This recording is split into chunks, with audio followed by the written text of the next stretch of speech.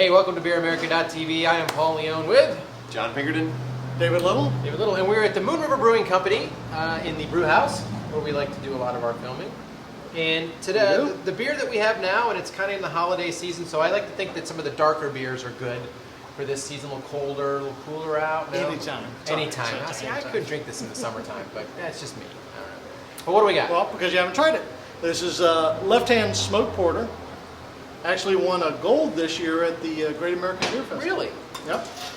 Okay. Porter's, John makes an awesome porter here. Thank you. Porter's a really, really good style.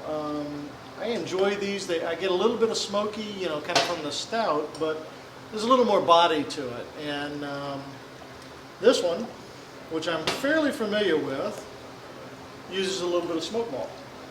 So this one, to me, we talk about the winter, but I'm thinking barbecue. Yeah. Some of Andy. We got a guy here in town that makes an awesome barbecue, and I'm thinking some of Andy's, like a bubadilla with one of these. Bobadilla. Oh, wow. That would be a quesadilla with barbecue and cheddar cheese here at Moon River Brewing Company. But yeah, that smoke character. And then this is beach smoked malt. Is it? I'm not sure what they. And that's what the smokiness comes from, is whatever malt they use, right? I mean, well, it's actually malt that's been smoked. Yeah, I mean, so it actually has some of that smoky character. Yeah. So Boy, does it really come out! Oh Holy yeah, big cow. time. Oh yeah. Well, the most famous ones are the ones from Schlenkerla, which is in Germany, in Bamberg. In Bamberg, Germany, and it's all the beers that they make there. They still use traditionally smoked.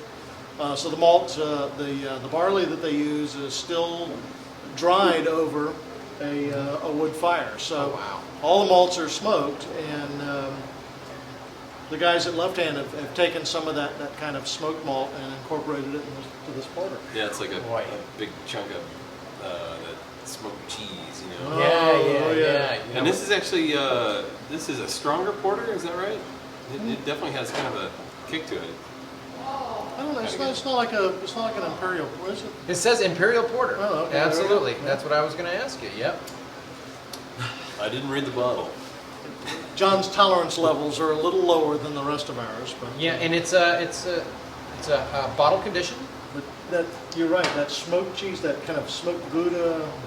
We had some food earlier that had some smoked Gouda in it that would be awesome. Oh, yeah, that would definitely be one of those complimentary food pairing things. What I'm not getting, there's a lot of smoked, and I've done this in some of the beers that I've made where I've used some of the peat smoked malts, where you get those, they're phenolics, but there's almost kind of a rubber band quality to it, or a Band-Aid smell to it. Yeah, that's a whole different kind of smoke. But this is, this is, it's very smooth.